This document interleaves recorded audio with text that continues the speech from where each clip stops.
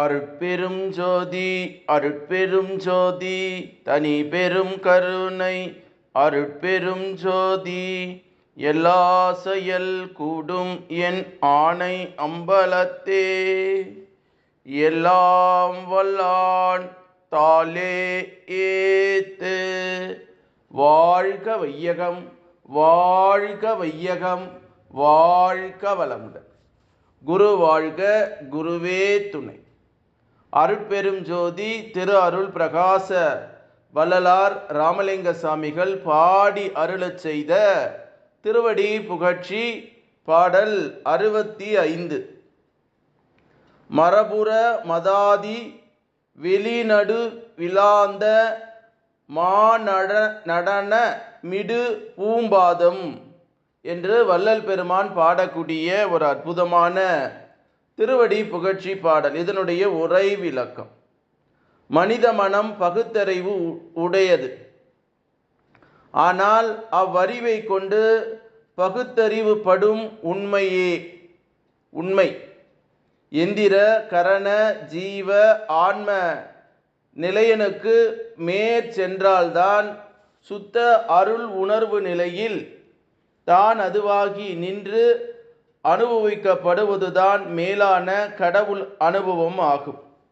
அந்த நிலையிலே எங்கும் தானாய் இறைமையமாய் சச்சிதானந்தமாய் வாழக்கூடியதுதான் கடவுள் உண்மை சுத்த பகுத்தறிவினால் கண்டு அடைந்தவன் ஆவான். ஆனால் உலகில் மக்கள் பொறி புலன் அறிவிலிருந்து மன கர்ண எல்லையில் தங்கியும் ஆன்மா நிலையை தொட்டும் தொடாமலும் நின்றுதான் கடவுளை பற்றியும் அக்கடவுள் அடைகின்ற நெறிமுறைகளை பற்றியும் சில பல கொள்கை கோட்பாடுகளை வெளியிட்டு உள்ளனர் நம் முன்னோர் பலர். அவர்களால் ஜீவ ஆன்ம விளக்கத்தை அடிநிலையாய் கொண்டு உல பயன்பாட்டுக்கு தக்க காணப்பட்ட கொள்கை கோட்பாடுகள் கொண்டனவே உலகில் வழங்கப்பட்டுள்ள மதங்களாம்.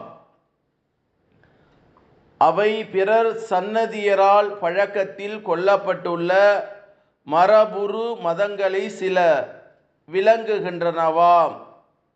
அருள் மயமாகாத மது மதியாம் மனதில் விளைந்தனவை மதமா. மனோ வெளி காட்சியில் கண்டதும் கொண்டதும் ஆன மத வாழ்வு மக்களை நிறை இறை இன்ப நிலையிலே வாழ வைக்கவில்லை. அருள் உண்மை கொண்ட அக பெரு வெளியில்தான் நித்யானந்த திருநடனம் புரிகின்றார் நம்பதி. அவரது மலர் பாதம் பற்றி நின்று ஆனந்த திருநடம் கண்டிருத்தல், அதாவது அருள் இன்ப வாழ்வோடு தழைத்தால்தான் மதாதிதி சுத்த ஆனந்த வாழ்வு நிலையாகும். ஆகவே அனைத்து மதங்களுக்கும் அதீதமான அருட்பெரும் வெளி நடுவில் ஆனந்த வாழ்வாம் நிலையே பூம்பாதத்திற்கு திரு நடன உண்மையாகும் என்று சுவாமி சரவணானந்தா அவர்கள் சொல்லக்கூடிய ஒரு அற்புதமான மெய்ஞான விளக்கம். மரபுரு மதாதி வெளிநடு விலாந்த நடன மிடு பூம்பாதம்னு வள்ளல் பெருமான் பாடக்கூடிய 65வது திருவடி புகழ்ச்சி பாடல். வள்ளல் பெருமான் இதில் சொல்றார், மனித மனம் பகுத்தறிவுக்கு உடையது. எந்த ஒரு செயல் செய்தால் ஏன் எப்படி எதற்காக என்று ஆராய்ச்சி செய்து உண்மையை அறியக்கூடியது மனிதனுடைய நிலை. அதைத்தான் அந்த அறிவை கொண்டு பகுத்தாயப்படும் உண்மை எந்திர கரண ஜீவ ஆன்ம நிலையில் மேலே சென்றால்தான் சுத்த அருள் உணர்வு நிலையிலே அது தானாகி நின்று அனுபவிக்கப்படுவதுதான் மேலான கடவுள் அனுபவமாகும். ஆகவே ஏக இறைவன் எங்குமா இருக்கிறார். தானாய் இறைமயமாய் சச்சிதானந்தமாய் இருந்து உண்மை நிலையை சுத்த பகுத்தறிவால் கண்டு அடைந்து கொள்ள வேண்டியவன் தான் உண்மையான மனிதன். ஆனால் இன்றைய வாழ்க்கையிலே பொறி புலனிலிருந்து மனோகரண எல்ல நிலையிலே தங்கி ஆத்மாவை உணராமல், அகத்தை உணராமல் புற வழியிலே சென்று புறத்தின் மீது ஏற்பட்ட ஈர்ப்பின் காரணமாக மத உணர்வாளராக, மத வெறியனாக காணப்படுகிறான் என்பது உண்மை. அதுதான் சாமி சொல்றாங்க, மர புரு மதங்கள் சில விலங்கு தான், அது அருள்மயமாகாதான். அந்த மது சாராயம் குடிக்கிறான் இல்லையா, மதி மூளை மனதிலே விளையின அந்த மதம் மதம் பிடித்து அலைகிறது. அதே மாதிரி மனோ வெளி காட்சியில் கண்டதும் கொண்டதும், கண்டதே காட்சி கொண்டதே கோலமாக மத வாழ்வை வாழுகிறான். மக்கள் நிறை இறை இன்ப நிலையிலே தான் வாழ வைக்கல. அருள் உண்மை கோணம், அருள் சுரந்தாதான் அகப்பெரு வெளி இறைவனுடைய நித்தியானந்த திருநடனம் புரிகின்ற அருட்பெரும் ஜோதி ஆண்டவர் நம் பதி தெரிவார்.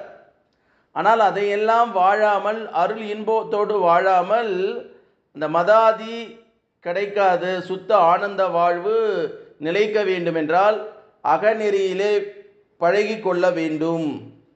அருள் பெரு வெளி நடுவில் ஆனந்த வாழ்வாம் நிலையே பூம்பதத்திற்கு திரு நடன உண்மையாகும்னு வள்ளல் பெருமான் இந்த திருவடி புகழ்ச்சி 65வது பாடலில் நமக்கு சொல்லுகிற செய்தியாக நம்ம பார்க்குறோம்.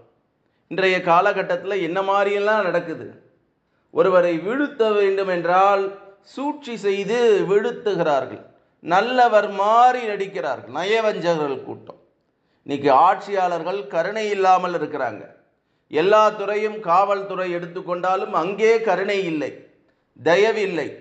ஆணவத்தோடு நான் மட்டுமே இருக்கணும், எனக்கு எதிரியே இருக்கக்கூடாது, நான் சொல்வதெல்லாம் சட்டம், மக்கள் எக்கேடு கட்டு போனால் எனக்கு என்ன, நான் நல்லா இருக்கணும், என் குடும்பம் நல்லா இருக்கணும், என்னை சார்ந்த அதிகார மையத்தில் இருக்கக்கூடிய புல இன்பவாதிகள் நல்லா இருக்கணும் நடிக்கிறான். கருணை இல்லை. அதனால தான் கருணை இல்லாத ஆட்சி கடுக ஒழிக, நன்மக்கள் ஆட்சி மலர்க. நல்லவர்கள் ஆள வேண்டும். நல்லவர்கள் ஆளுகிற பூமியா இருக்கா? எங்கேயுமே இல்லை. ஆட்சியாளரை தொடங்கி சாமானிய மக்கள் வரையும் தனி மனித ஒழுக்கம் இல்லை. இது நம்மளுடைய பூமி. இங்கே ஒரு நீர்நிலை குளம் இருக்கிறது, குட்டை இருக்கிறது, ஏரி இருக்கிறது, ஆறு இருக்கிறது எல்லாம் பற்றி கவலைப்படாமல் அந்த ஆற்றில் போய் மக்கும் குப்பை, மக்காத குப்பை, அந்த ஆற்றுங்கரையிலே ஏரிக்கரையிலே இருக்கக்கூடிய பனைமரங்கள்லாம் வெட்டி சாய்க்கக்கூடிய மனித பிறவிகள் பிறந்திருக்கிறார்கள். இயற்கையை அழிப்பதற்கு, இயற்கையை நாசப்படுத்துவதற்கு நாசாளர்கள், சண்டாளர்கள், படுபாவிகள். இவர்கள் கையிலே அதிகாரம். தான் செய்வது தவறு, செயல் விளைவு தத்துவம் வரும் என்று உணரக்கூடியாதவர்கள். யார் உண்மையானவர்கள், யார் அயோக்கியர்கள் என்று இடம் பிடித்து பார்க்க தெரியாது. எவன் நல்லவனா கெட்டவனா என்றதெல்லாம் கிடையாது, எல்லாம் ஒன்று. அதுவும் அயோக்கியன் இருக்கான் பாருங்க, அந்த அயோக்கியன் பின்னால் போடி மனிதகுலம் வாய் மூடி மௌனத்தி இருக்குது. அதனால தான் அவன் ஆடுறான். அதிகாரம் இருக்கு. ஏக இறைவன் அதிகாரத்திற்கு முன்னால் தனி மனிதன் உடைய அதிகாரம் செல்லாது. இறைவன் எப்போ ஒன்னாலும் பாய்வான். அது செயல் விளைவு தத்துவம் தெரியாமல், பிரபஞ்ச நீதியை உணராமல் ஆளுகின்ற ஆட்சியாளர்களும் அதிகாரத்தில் இருப்பவர்களும் இன்றைக்கு இருக்கக்கூடிய புலன் வயப்பட்டவர்கள் எல்லாம் இருக்கிறாங்க. ஒரு நிலையை ஏற்படுத்தியிருக்கிறது. எந்த அமைப்பாக இருந்தாலும் சட்டப்படி முறைப்படி இப்படி தான் இருக்கணும்னு இன்னைக்கு எல்லாத்தையும் காற்றில் படக்க விட்டு சமூக வலைதளங்கள் மூலமாக ரொம்ப கொச்சப்படுத்திட்டு போகிறாங்க. அந்த காலத்தெல்லாம் அதெல்லாம் பண்ணக்கூடாதுன்னு ஒன்று இயற்கை அமைப்பு சட்டம் இருந்தது. இன்னைக்கு எதையும் மதிக்கிறது இல்லை. சட்டம் படித்தவனே சட்டத்தை மதிப்பதில்லை. ஒருவன் சட்டம் படித்து ஒரு மூத்த வழக்கறிஞரிடம் ஜூனியராக இருந்து அதன் மூலமாக நீதிமன்ற நடவடிக்கையெல்லாம் ஈடுபட்டு கொண்டவன்லாம் இன்றைக்கி என்ன பண்ணுறான்? அந்த அங்கின்னு சொல்கிறாங்களே, நீதிமன்றத்தில் அணியக்கூடிய அந்த அங்கி, அதனுடைய கோட்டு, அதையெல்லாம் இன்றைக்கி பொது வழியில் போட்டு ஃபோட்டோ போடுறான். அவன் பிறந்த நாள்னா ஒரே பேனர் வைக்கிறான். வழக்கறிஞர் சங்கத்தில் பதிவு பண்ணவொடனே பட்டாசு போடுறான், கூட்டம் எல்லாம் போட்டுக்கிறான். முறையாக படிக்கிறது இல்லை, முறையாக தெரிவதில்லை, சட்டத்தை பற்றிய அறிவு கூட இல்லை. எப்படியோ பாஸ் பண்ணிட்டு வந்துட்டவொடனே என்ன பண்ணுறான், கட்ட பஞ்சாயத்து பண்ணுறான். இவர்களா உண்மையான வழக்கறிஞர்களாக இருப்பார்கள்? அநீதியின் பக்கமாக காசு கொடுங்க, நான் எல்லாத்தையும் செய்கிறேன் என்று நீதிமன்ற நடவடிக்கை இப்போ எல்லாமே இணைய வழியில் வழக்கெல்லாம் பதியப்படுகிறது. அதை எப்படி பதிய பண்ணணும், அது எப்படி நம்ம செய்யணும், இதையெல்லாம் பயிற்சி பண்ணுவதற்கு நீதிமன்ற நிகழ்வுகளை உட்கார மாட்டான். நீதிமன்றத்தில் அவ்வளோ ஒரு பிஸியானவர் இருக்கிறார்.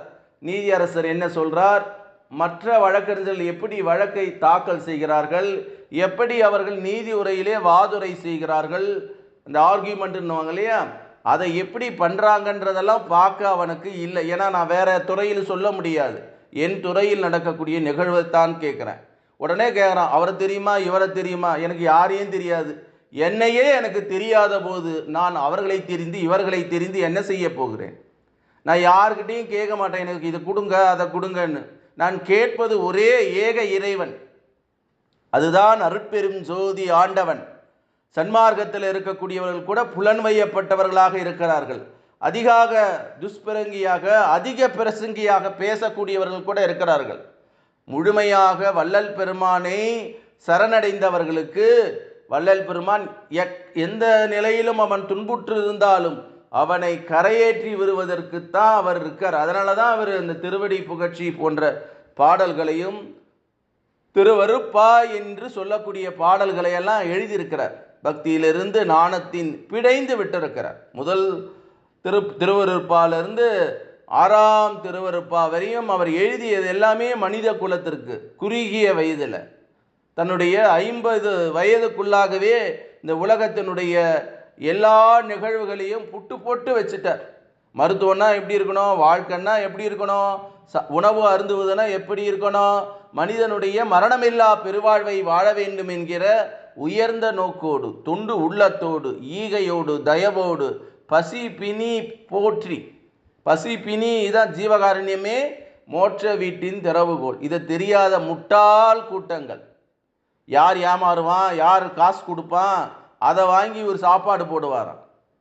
சாப்பாடு வாங்கி போட்டுட்டு இவரே தன்னை பெருமையை பண்ணுவாராம்.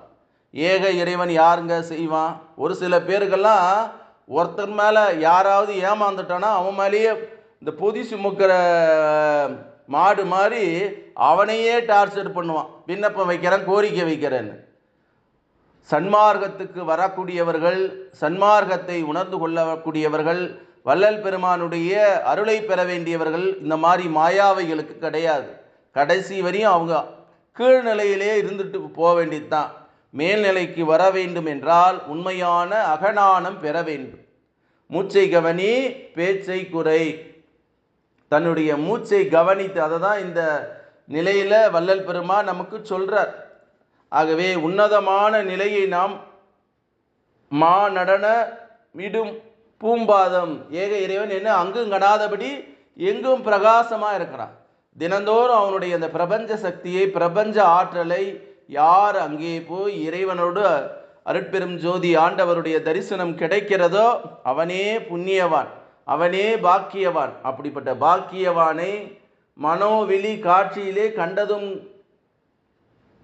கொண்டதுமான மத வாழ்க்கையை வாழாமல் மக்கள் எல்லோரும் நிறை இறை இன்ப வாழ்விலே வாழ வைக்கவில்லை என்றாலும் அருள் உண்மை கொண்ட அக பெரு வெளியிலே நித்தியானந்தம் திருநடனம் புரிகின்றார். நித்திய ஆனந்தத்தில் திருநடனம் புரிகின்றார் நம்பதி அருட்பெரும் ஜோதி ஆண்டவர் என்ற செய்தியை இந்த பாடல் மூலம் நமக்கு சொல்லுகிற செய்தி என்று சொல்லி, அருட்பெரும் ஜோதி அருட்பெரும் ஜோதி தனி பெரும் கருணை அருட்பெரும் ஜோதி எல்லாம் செயல் கூடும் என் ஆணை அம்பலத்தே எல்லாம் வல்லான் தாளே ஏத்து இன்று வருமோ நாளைக்கு வருமோ அல்லது மற்ற என்று வருமோ அறியேன் எம் கோவே துன்றுமலை வெம்மாயற்று வெளிக்குள் வெளிக்கடந்து சும்மாயிருக்கும் சுகமென்று பாடி அருளச் செய்த திரு அருள் பிரகாச வள்ளலாருடைய திருவடியை தொட்டு வணங்கி எல்லா உயிர்களும் இன்புற்று வாழ்க, வள்ளல் மலரடி வாழ்க வாழ்க, கொல்லா நெறி குவலயமெல்லாம் ஓங்குக என்று பாடி அருளச் செய்த திரு அருள் பிரகாச வள்ளலாருடைய திருவடியை தொட்டு வணங்கி, இந்த பூமியிலே வாழக்கூடிய சித்தர்கள், ஞானிகள், மகான்கள், யோகிகள், ஜீவமுக்தருடைய திருவடியை தொட்டு வணங்கி, இறைநிலையோடு என் எண்ணத்தை கலக்க விட்டு உங்கள் அனைவரையும் மனதார நெஞ்சார வாழ்க வளமுடன், வாழ்க வளமுடன், வாழ்க வளமுடன் என்று வாழ்த்துகிறேன். அருட்பெரும் ஜோதி, அருட்பெரும் ஜோதி, தனி பெரும் கருணை, அருட்பெரும் ஜோதி என்ற மகா மந்திரத்தை வான்காந்தத்தில் கலக்கவிட்டு வாழ்த்துகிறேன். நன்றி, வணக்கம், வாழ்க வளமுடன்.